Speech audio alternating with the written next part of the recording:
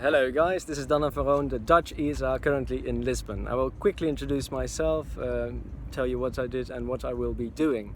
So I'll start with my bachelor's, which was in physics at the University of Amsterdam, which I extended for a year with a minor in computer science and a minor in philosophy because I wanted to broaden my scope a bit, which I did in Berlin, and I also really wanted to improve my German and get to know the German culture a bit. I always liked literature a lot. After this I did an Erasmus Mundus degree, which I'll give you an outline of in a minute, in physics and chemistry and some computational methods, which is called the AutoSim degree, which was great fun because it wasn't just a master's in Amsterdam, but it was international. So we started in Amsterdam as a bunch of international people. There were 2 Dutch people and all the other people were from other countries, Mexico, Russia, India. Well, you can imagine that was quite a nice experience already. And we started with some normalizing courses to get our backgrounds at the same level. And then when we had done this, we'd learned some programming, I guess. We continued our journey and we went to Rome, where we did some more in-depth courses on physics, on chemistry, on, again, computational methods.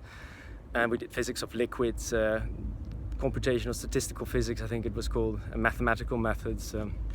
Very nice and also very different from what I had knew before, because it was very theoretical. I found that universities in Italy are entirely differently organized than oral exams, and also, a lot of cramming and very, very, very, very much theoretical. Okay, after this, I went for my master's to Lyon, to the ENS in Lyon, where I did the most difficult courses I had ever done before by far, which were in non-equilibrium statistical physics and phase transitions. Very well taught, but extremely difficult, and also extremely demanding. The level of mathematics in these, they're called Grande Écoles in France.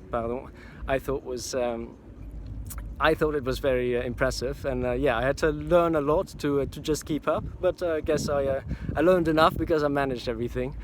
So after this, I decided to go back to Rome, to the group of Francesco Ciortino and Emanuela Zaccarelli, where I did a very nice project on patchy particles, which was a very big computational project, which had to start from scratch in C, which was a proper challenge and also a proper learning experience, because nobody there uses the C language or the C++ language. So just for that alone, I learned a lot. I had to learn a lot, actually. Having done that, I felt like I wanted to do something else than science, because this was of course my master's thesis, so now I had to decide, do I want to do a PhD or not? And I thought, yeah, probably, but not now. I wanted to do something else, more with people, and so I did. I decided to become a teacher in physics and chemistry at my own school, which is a Waldorf school, my old school in Amsterdam. And I taught physics and chemistry for half a year to people aged 15 to 18. Well, I can tell you that's quite a challenge in itself.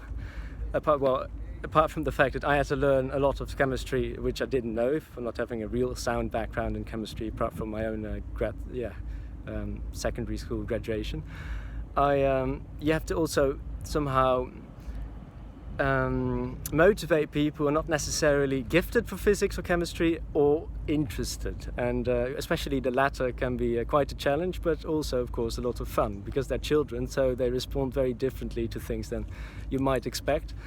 And also, I guess I learned a lot because children are like a mirror, and they see straight through you. That's one thing, but also if you're not if you're a bit grumpy or whatever, you're a bit late, you will know. And they're completely honest as well, because they can't hide anything. So that's a very nice experience just for that. Okay, so now comes a bit of an anomaly, I guess, because then I decided to because one of my other passions about sciences, I guess, is nature. And I somehow got I got extremely lucky, because I got an opportunity to work as a nature guide in the Carpathians for rewilding Europe in Romania, that is. Well, that's simply the most beautiful nature I've ever seen. I cannot say it any differently. And I spend a lot of time just hiking and helping people with identifying plants, helping people with gathering plants, or also working on a bit of statistics. I had to help with the designation of some hiking routes, those sort of things, writing stuff about it.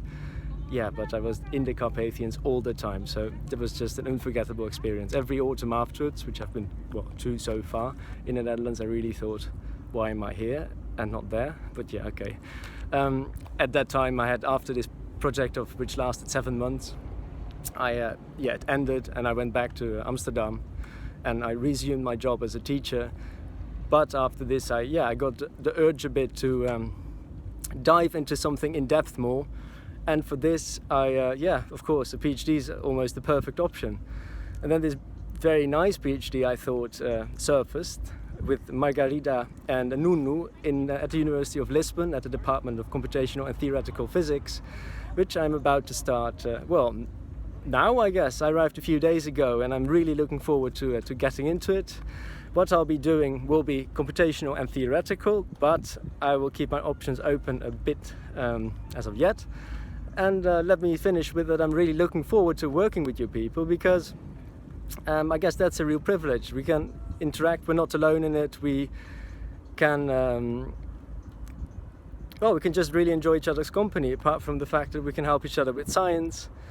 So I'm looking forward to getting to know you, and if you've got any questions about anything, just ask. But I guess in the following few years we'll get to know each other. Bye.